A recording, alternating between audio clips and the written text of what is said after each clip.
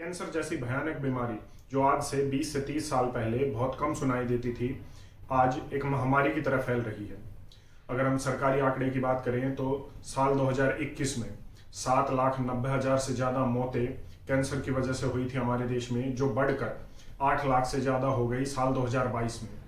एक रिपोर्ट ये कहती है कि साल 2025 में कैंसर से होने वाली मौतों का आंकड़ा लगभग 15 लाख से ज़्यादा हो जाएगा।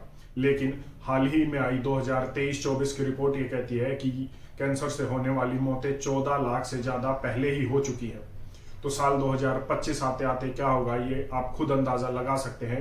कहने का मतलब ये है कि कैंसर जितनी तेजी से हम सोच रहे हैं उससे भी जल्दी फैल रहा है, और ये कहीं ना कहीं हमारे जानने पहचानने वालों में लगभग सभी ने आजकल सुना होगा। कहीं पर भी शरीर में अगर ऑक्सीजन की कमी हो गई है या फिर हमारे शरीर का पीएच एसिडिक हो गया है, ये दो ही कारण हैं जिसकी वजह से कैंसर होता है। ऐसा मेडिकल स्टडी रिपोर्ट्स में भी पाया गया है। तो हमें पहली चीज तो ये कि अपने शरीर में ऑक्सीजन की कमी नहीं होने देनी है, और दूसरा, अगर हम अपने शरीर का पीएच एसिडिक की बजाय अल्कलाइन रखें, जो हमारा नॉर्मल पीएच भी है 7 से थोड़ा सा ज्यादा अगर पीएच है तो उसे अल्कलाइन कहते हैं। 0 से 7 पीएच एसिडिक होता है, 7 न्यूट्रल होता है और 7 से 14 पीएच अल्कलाइन होता है।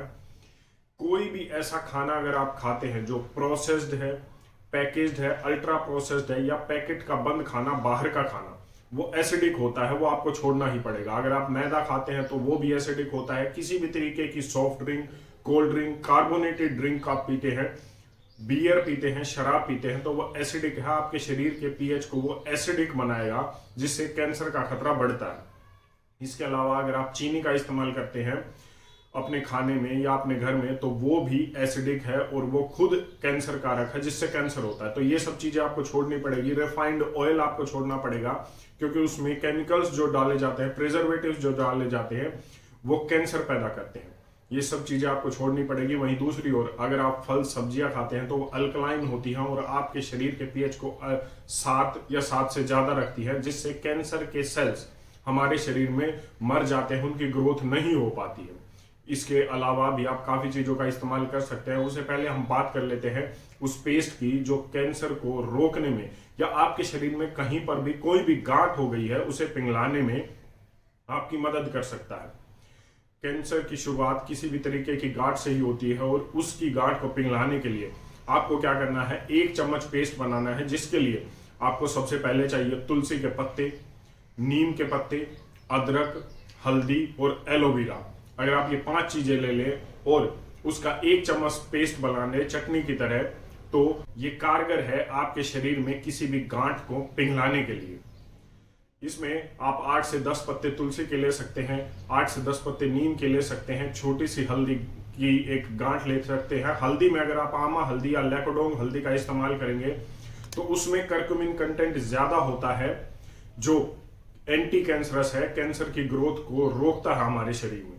बाजार में मिलने वाले हल्दी जैसे पीले रंग के पाउडर का इस्तेमाल ना करें, क्योंकि वो केमिकल होता है, रंग होता है, जो कैंसर की इस गांठ को नहीं पिघलाएगा, साथ ही साथ आपको कैंसर भी कर सकता है। तो हल्दी के लिए आमा हल्दी या लैकोडोंग हल्दी का इस्तेमाल करें और एलोवेरा का इस्तेमाल करें।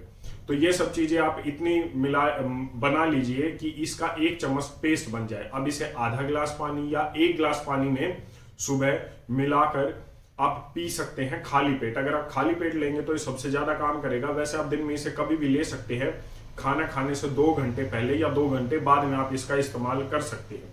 अगर खाली पेट करेंगे तो सबसे ज्यादा काम करेगा।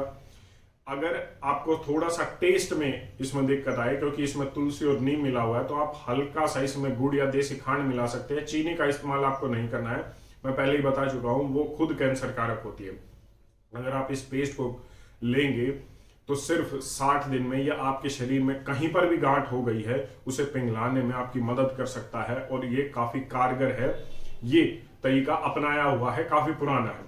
इसमें जो सभी चीजें हैं, अगर मान लीजिए किसी को कैंसर भी है तो ये उसमें भी आपकी मदद करेगा।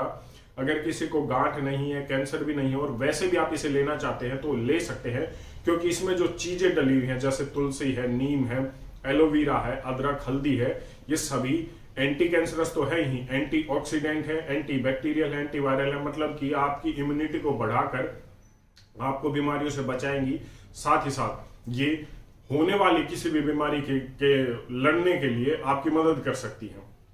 तो इस पेस्ट का इस्तेमाल जरूर कीजिए और बीमारियों से बचे रहें। जानकारी कैसी लगी कमेंट करके जरूर बताएं। ऐसी स्वास्थ्य संबंधित जानकारी के लिए हेल्दी रोजाना को सब्सक्राइब करना न भूलें। धन्यवाद।